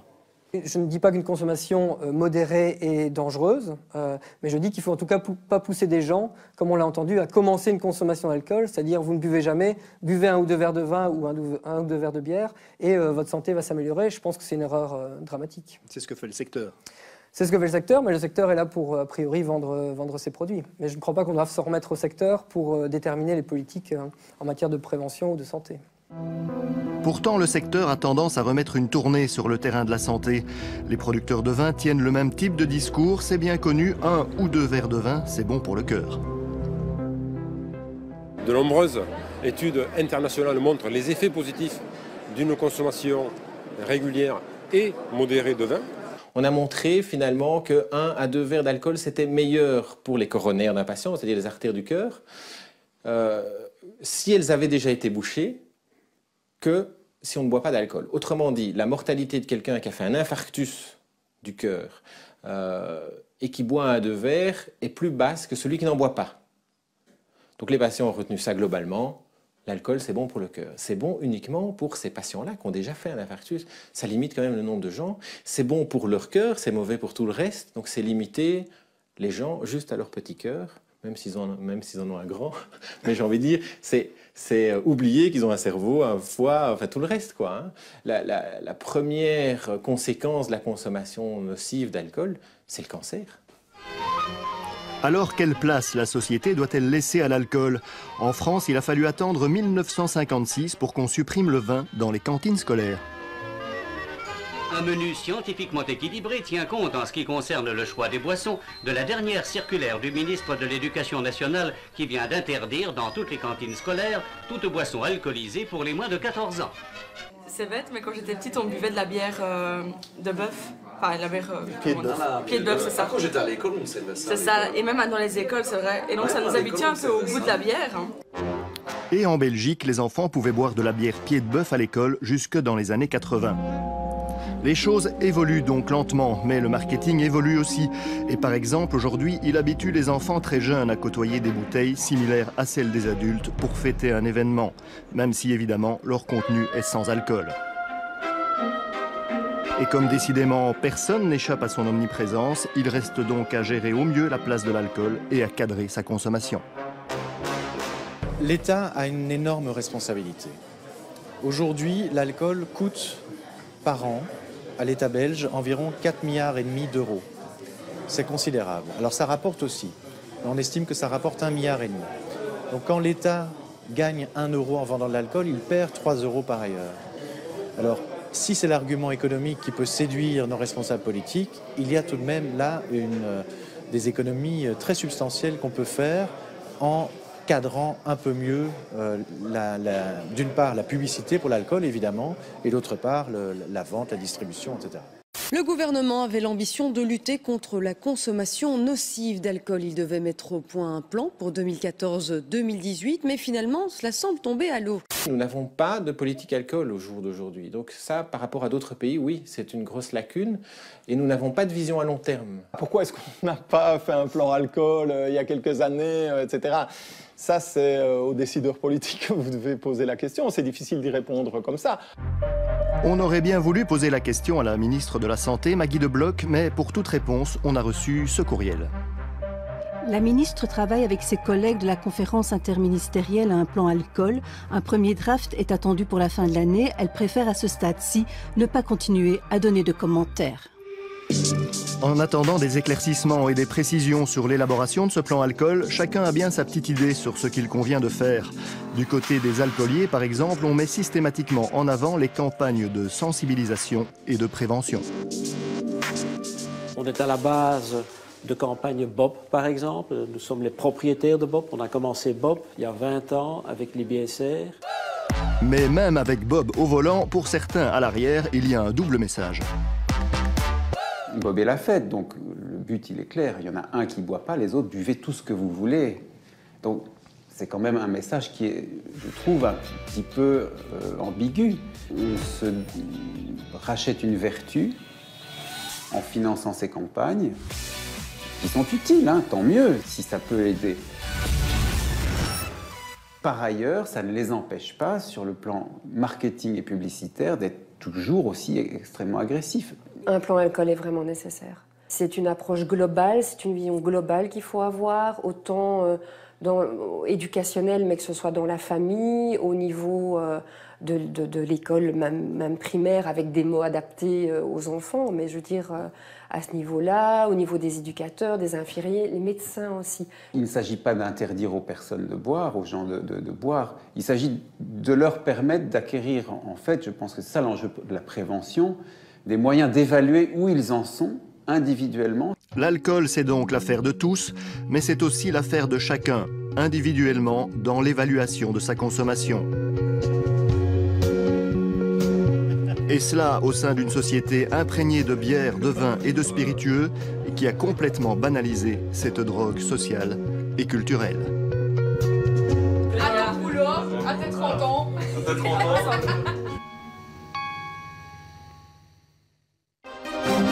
Nous allons plonger maintenant dans le monde inquiétant des nouvelles drogues de synthèse, bien plus dangereuses qu'il y a quelques années. C'est tout de suite après la pub. Aujourd'hui, Aujourd'hui, fabriquer des drogues de synthèse semble être devenu un jeu d'enfant pour les trafiquants.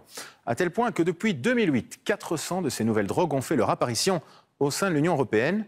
Conséquence, elles auraient déjà causé la mort de dizaines de jeunes ces dernières années.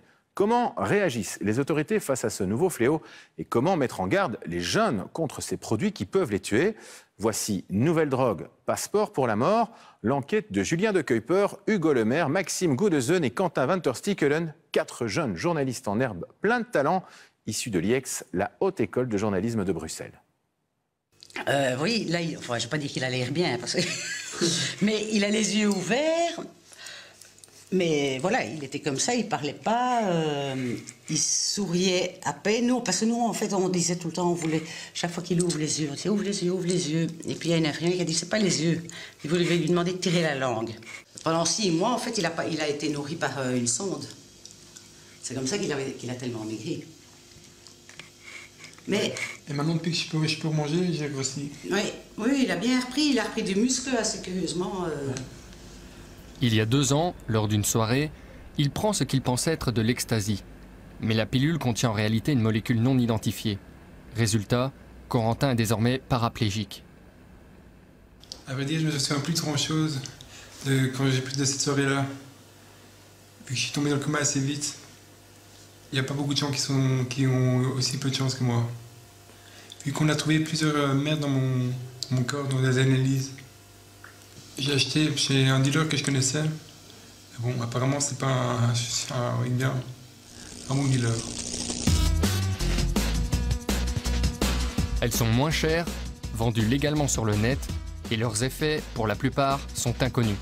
On les appelle les nouvelles drogues de synthèse. Et ces dérivés moléculaires explosent. En moyenne, 2 nouvelles drogues sont découvertes chaque semaine. Elles ressemblent aux drogues classiques, certaines sont en fait des poisons mortels. Alors ce soir, question à la une s'interroge. Nouvelle drogue, passeport pour la mort? Chaque été, plus d'une centaine de milliers de fêtards se donnent rendez-vous au festival de Dour. Ici, comme dans beaucoup de festivals, on consomme à ciel ouvert et il n'y a aucune limite. Pour la dernière édition, 36 dealers ont été arrêtés. 1300 pilules d'ecstasy, 85 grammes de cocaïne, 700 cartons de LSD et bon nombre d'autres substances ont été saisis. Pour les fêtards, tout y passe. Que l'on veuille rire aux éclats, triper sur les couleurs ou simplement se tenir éveillé. À partir du moment où c'est chimique, on marche à fond. C'est la drogue qui est en vogue à Dour. L'année passée, c'était les Superman et cette année, en l'occurrence, ce sont les fameuses fraises. Le festival de Dour n'a pas souhaité nous accorder d'accréditation, mais nous nous sommes tout de même rendus sur le site. Abuse pas, mec, tu veux vraiment envoyer dormir par terre. Je peux te garantir qu'avec ça, je fais un KO direct. Franchement, t'as pas le sens de l'aventure. Bon, oui, ça ira, ça. Nous y avons suivi un groupe de jeunes. Pour eux, c'est un instant de l'année où tout est permis.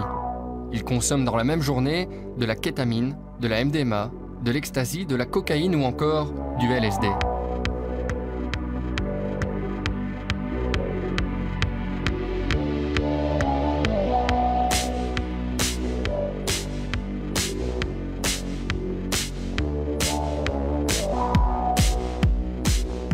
L'insouciance de certains jeunes peut surprendre.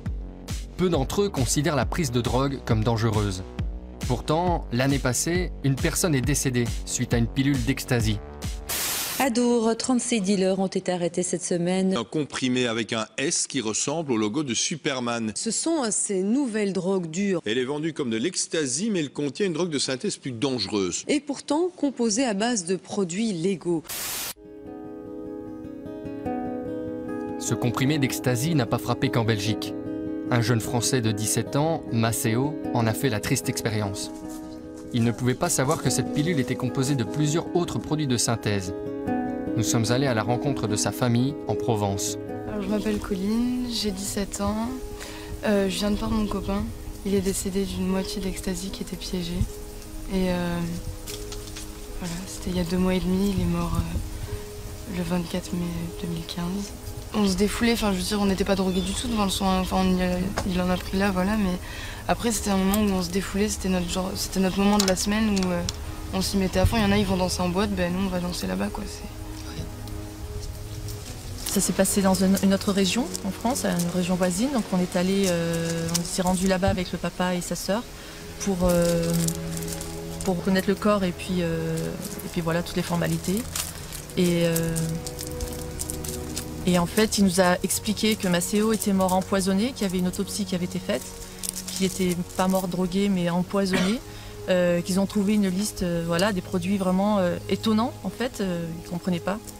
Et le fait est en fait avec son copain, ils ont acheté tous les deux un ecstasy, et ils ont partagé celui du copain, et du coup il avait l'autre dans la poche. Et du coup ça leur a permis en fait de faire le rapprochement entre les analyses qu'ils ont trouvées et l'ecstasy qu'il avait dans sa poche, et de voir qu'effectivement c'était ce produit qui avait tué mon fils. Comment expliquer l'apparition sur le marché de nouvelles drogues inconnues? Sont-elles plus nombreuses et dangereuses aujourd'hui? Nous avons fait nos valises pour obtenir réponse à nos questions à l'Observatoire européen des drogues, dont le siège est situé à Lisbonne, au Portugal. Ici, les experts de l'Institut sont formels. Depuis 2010, ces nouveaux produits de synthèse sont en train de remplacer petit à petit les drogues traditionnelles. En 2013, il y a eu presque 50 000 saisies de nouvelles substances psychoactives en Europe. Beaucoup de ces nouvelles substances sont en cours d'analyse. Elles n'ont donc connu aucun essai clinique et nous avons peu d'informations sur les effets secondaires. Voici comment les trafiquants contournent la législation. En modifiant une seule branche d'une molécule d'une drogue déjà bien connue, ils créent un nouveau produit similaire. Mais celui-ci, étant encore inconnu des autorités, il profite d'un vide juridique.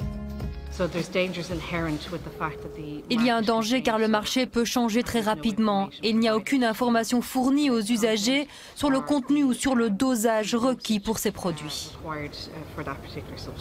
Le risque lié à cette explosion du marché touche évidemment les plus jeunes et les moins renseignés. Certains, en revanche, font de la consommation de drogue un hobby. Franck, c'est comme ça que nous l'appellerons, est doctorant en physique appliquée. Il collectionne et consomme régulièrement des drogues de synthèse. Il utilise d'ailleurs le rapport de l'Observatoire comme catalogue. C'est l'index, ce sont toutes les drogues qu'en 2012, seulement donc pour 2012, l'Observatoire a détectées, donc des nouvelles drogues. Donc il y en a certaines que je connais, il y a bon, 3-MeO-PCP, je connais. En fait, je pense qu'il est là, je crois que c'est celui. C'est un de ces deux-là, je pense. Bon, 2-FMA, je connais, puis après il y a des choses dont j'ai jamais entendu parler de ma vie, et bon, il y en a quand même 73. Et aussi dans cette liste, il y a certaines drogues que je connaissais moi-même avant qu'il le découvre en 2012. Donc c'est impossible d'être à jour. Franck ne désespère pas, bien qu'il soit impossible d'avoir sa collection complète. Plus d'une cinquantaine de drogues sont déjà passées entre ses mains. Ici on a 2 CD, c'est légal. Ici on a du 2CC, c'est légal aussi. Par contre 2CI est illégal et 2CB est illégal. Mais ces deux-là sont encore légaux. Il y a de plus en plus, enfin vraiment une explosion du choix en matière de drogue qu'on peut avoir. Et ce qui fait que la loi aujourd'hui a un retard énorme par rapport à ce qui existe. Quand une drogue est interdite, les alternatives à cette drogue sont déjà sur le marché depuis des années parfois. J'ai 1 gramme de mescaline, ça c'est hyper chaud à trouver. Je vais la mettre en fait il n'y a pas longtemps. Ouais, c'est bien, mais c'est trop long, putain. Enfin, pendant 3 jours, j'ai pas dormi, moi, je me faisais chier, quoi. Mais c'était juste désagréable, c'était pas un bad trip, quoi. Non. Il y a eu des trucs où je comprenais plus rien à ce qui m'arrivait, j'étais complètement sur une autre planète, je savais rien faire. Les dangers liés à cette explosion de drogues synthétiques nous ont amenés à chercher des solutions afin de limiter les risques. En cherchant un peu, nous avons trouvé Modus Fiesta, la seule ASBL en Belgique francophone à permettre aux usagers de tester leurs produits gratuitement. Donc la nature supposée du produit, c'est de la MDMA. Voilà. Ouais, suite à cette augmentation de nouveaux produits de synthèse, des associations préventives commencent à voir le jour. Non, tu peux mettre que tu l'as trouvé à... C'est à Dour que tu...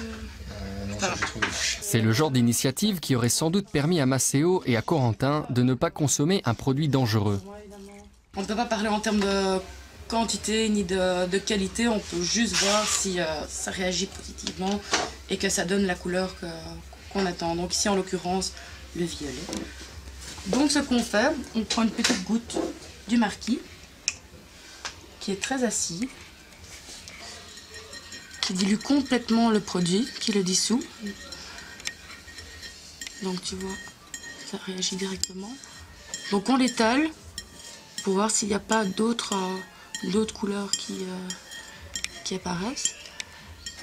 Normalement, si la substance recherchée donc dans ton produit c'est de la MDMA, ça devra réagir de cette couleur-là. Donc ça va donner d'un mauve clair à un violet, voire très très noir. Un autre test est également disponible sur place, mais les deux ne permettent pas de déceler la présence d'un produit qu'on ne connaît pas à l'avance. Pour dénicher ces nouvelles drogues inconnues, il faut alors se tourner vers des laboratoires de santé publique. On a souvent des usagers qui viennent et nous demandent « Est-ce que c'est bon, je ne risque rien ?» Nous, on ne dira jamais que c'est bon, tu peux consommer, il t'arrivera rien. Plusieurs alternatives existent pour se procurer ces nouvelles drogues de synthèse. Le moyen le plus utilisé reste la rue, où les usagers font appel à un dealer via du bouche à oreille. Avec les bons contacts et en quelques SMS, nous nous sommes facilement procuré 10 pilules d'ecstasy dans un parc en plein centre de Bruxelles. C'était quoi? C'est Rolex, une demi. Hein. Allez, ciao. Ciao, merci. Mais depuis quelques années, les nouvelles drogues ont envahi un autre marché, celui du numérique. Avec l'avènement de l'achat en ligne, des centaines de sites fleurissent chaque semaine et offrent un très grand choix de produits. En seulement 2 clics sur Google, il est possible d'acheter du 25C N-Baum par exemple, une nouvelle drogue de synthèse proche du LSD. Les sites les plus fiables ne sont accessibles que par parrainage. Il faut entrer un mot de passe pour y accéder. Ici, pas de MDMA ni de LSD, mais juste des noms loufoques. 4-mètres, 3CP, Allad. Plus d'une cinquantaine de produits sont disponibles à l'achat. Après avoir entré notre adresse et payé par virement, c'est la Poste qui se charge de livrer le paquet. Nous avons ainsi reçu directement dans nos mains des équivalents de LSD et de champignons hallucinogènes, sans aucun souci avec la douane. Peu de contrôles sont effectués sur les colis postaux. En revanche, ceux réalisés aux aéroports sont beaucoup plus efficaces. Arrivé à la douane de l'aéroport de Liège, l'expert de la brigade antidrogue Paul Marlière nous explique qu'il ne manque pas de travail. Ce responsable douanier constate un afflux hors norme de précurseurs ainsi que de nouveaux produits psychoactifs non légalisés en provenance notamment de Chine. Donc ceci, ça vient de Chine vers l'Allemagne, Chine, Espagne, Chine, Italie et Chine, Allemagne. C'est très reconnaissable. Il y a une chose qui est assez typique, qui nous aide assez bien, c'est cet autocollant jaune. En fait, ça veut dire Industrial Chemical Goods. Ils sont obligés par la réglementation ADR. Donc on peut dire à peu près avec certitude que dès qu'on voit cet autocollant jaune, on aura des produits chimiques qui viennent de Chine. L'envoi sera déclaré en 102 heures. Donc d'après la déclaration, c'est de la peinture. 1,2 kg de peinture. Je n'ai pas caché comme vous pouvez voir. Je ne peux pas préjuger que ce soit des drogues très petites. Je peux vous dire que j'ai assez riche. Il y a une certitude, sauf que ce n'est pas de la peinture acrylique. Je dirais qu'il y a 1 kg de substance active là-dedans. Moi je pense à l'odeur pour un cannabinoïde synthétique. Puis on a déjà à peu près 3 kg de cannabis synthétique ou bien de tratinone synthétique.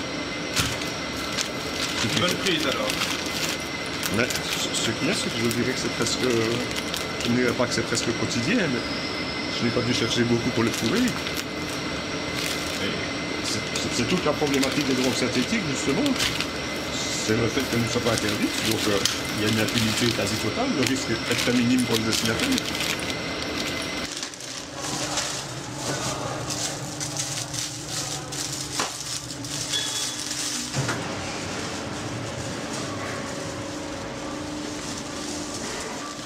C'est quand même beaucoup de godasses. C'est trop de godasses. Depuis le début du mois, les colis qui ont été interceptés chez TNT, analysés, et pour lequel il s'est apparu que c'était des drogues synthétiques non réglementées. Et on peut dire qu'on est en période calme pour le moment. On a déjà eu de la mescaline synthétique, on a déjà eu le 25 iboMe, c'est pratiquement l'équivalent du LSD. Je crois qu'on arrive, à part la cocaïne, et à mon avis c'est parce que ça revient trop cher, c'est une question de coût, presque tous les stupes existants de façon naturelle sont arrivés à reconstituer des molécules plus ou moins similaires. En fait, ils ont une industrie chimique très performante, donc on refait tout. À sa manière, Paul Marlière est également un collectionneur. Contrairement à un souvenir, toutes sortes de cachettes qu'on a déjà eues. Tout l'intérieur, chaque statuette était remplie de cocaïne. Cachette, il y a vraiment du tout. Hein. Ça, c'est la cachette classique et qui peut être utilisée par les passeurs. Soit c'est de la cocaïne. La plupart de ces prises sont pour le moins surprenantes. Winnie l'ourson, donc je pense à peu près 5000 comprimés d'ecstasy qui venaient des Pays-Bas vers le Mexique. Encore une fois, je dis en provenance de Chine, je n'ai rien contre les Chinois, tout simplement qu'ils ont une bonne industrie chimique. On a fait analyser la substance et en fait c'est ce qu'on peut appeler un pré-précurseur, c'est-à-dire que cette substance, en quelques modifications chimiques, sera transformée en BMK, qui est précurseur de la MDMA. Mais n'étant pas du BMK, elle ne tombe pas dans le cadre de la réglementation, donc d'un point de vue strictement légal, ce n'est pas une substance prohibée, mais ceci sera utilisé pour la production de MDMA. Contrairement à ce paquet qui va être détruit, la plupart des livraisons pourront être récupérées par leurs propriétaires qui en font la demande. Ils devront simplement s'acquitter d'une amende pour fausse déclaration, mais recevront leur paquet en toute impunité car les substances commandées ne sont pas encore prohibées par la législation. Aujourd'hui, l'expansion des nouvelles drogues de synthèse fait des ravages en Europe. Et les autorités semblent impuissantes face au phénomène. Pourtant, un pays fait figure d'exception, le Portugal. Ici, en 15 ans, le nombre de décès liés à la drogue a chuté de 80%. Et ce, grâce à une décision radicale. Décriminaliser et dépénaliser toutes les substances illicites. Nous avons retiré le consommateur de la sphère criminelle et nous l'avons placé dans la sphère de la santé. Le consommateur de drogue n'est donc plus considéré comme un criminel. Il est maintenant considéré comme quelqu'un qui a un problème de santé et qui a besoin d'une intervention médicale. Cela fait du Portugal un grand pionnier en politique internationale. Résultat, le Portugal est passé de plus de 70 morts par an en 2001 à 17 morts en 2015. Et la consommation de drogue n'a pas augmenté. Les autorités considèrent que leur réforme est un succès. Si on décriminalise, la police a plus de disponibilité pour s'occuper du trafic à grande échelle. La police peut donc arrêter de s'occuper des petits trafics de rue et s'attaquer aux moyens et aux grands trafics. Mais une chose est certaine, et les chiffres sont là pour le prouver, la consommation n'a pas augmenté. Une telle politique est-elle applicable chez nous en Belgique? Nous avons voulu poser la question à la ministre de la Santé, Maggie De Blok, mais celle-ci n'a pas voulu s'exprimer sur le sujet.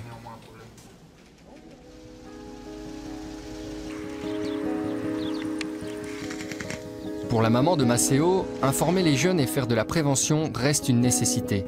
De toute façon, on n'empêche pas. On ne peut pas empêcher ces drogues plus ou moins douces, dures, d'arriver. Et si on se ferme les yeux et qu'on juste on tape sur les doigts des consommateurs en disant bah, c'est bien fait, tu savais, non, un jeune de 17 ans, il ne sait pas. Il n'a pas peur de la mort, il n'a pas peur de rien. Un jeune de 17 ans, il ne sait pas d'abord. Par exemple, les voitures tuent beaucoup plus par an que les drogues. Et pourtant, on n'arrête pas de conduire des voitures. Donc on fait quoi? On fait de la prévention, on roule moins vite, on prévient, on met des ceintures. Attention, ne buvez pas quand vous partez. Si vous êtes fatigué, faites un break. Et ben c'est pareil pour tout, c'est pareil pour tout et c'est pareil pour les drogues. Voilà, par exemple, c'est l'éducation. Quoi qu'il en soit, en Belgique, la consommation de drogue reste aujourd'hui strictement interdite et pénalement condamnable.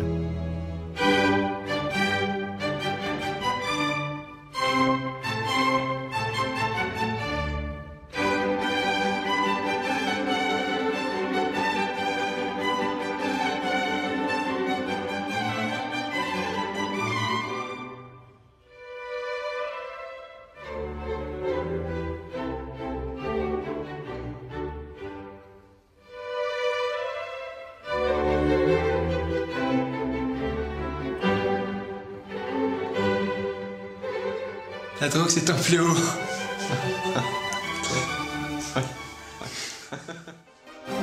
Question la une, c'est déjà terminé pour ce soir. Si vous avez des remarques ou suggestions, n'hésitez pas à nous en faire part sur notre site web, sur notre page Facebook ou sur notre compte Twitter. Nous revenons la semaine prochaine avec une émission entièrement consacrée au commerce. Nous pénétrerons dans les nouveaux temples de la consommation des méga-centres commerciaux, toujours plus grands, toujours plus pharaoniques, pour le meilleur et pour le pire. Enfin, enquête sur les achats en ligne que vous êtes de plus en plus nombreux à réaliser avec souvent de très bonnes affaires à la clé. D'ici là, informez-vous avec rigueur et sérieux, et pour ça, je vous conseille les RTBF. Très bonne soirée à vous. Tout de suite, sur la une, un documentaire intitulé « Rêver le futur, la mode du futur ».